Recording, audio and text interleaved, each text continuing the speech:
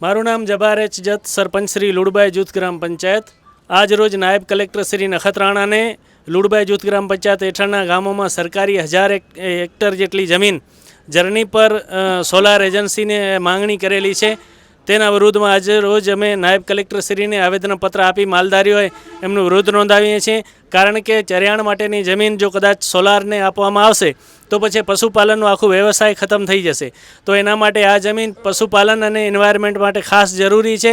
તેમજ આ જમીનની અંદર જો સોલાર આવશે તો એન્વાયરમેન્ટ માટે પણ એક ખતરો ઊભો થઈ શકે છે. તેના માટે અમે આજે નાયબ કલેક્ટરશ્રીને આવેદનપત્ર આપી 6 ગામના આગેવાનો દ્વારા આજે માંગણી કરવામાં આવી છે કે આ જર્ની પર જે એજન્સી છે એમને આ પ્રમાણેની કોઈપણ જમીન ન આપવામાં આવે તે બાબતનું આજે આવેદનપત્ર આપી અને માંગણી કરવામાં આવી છે.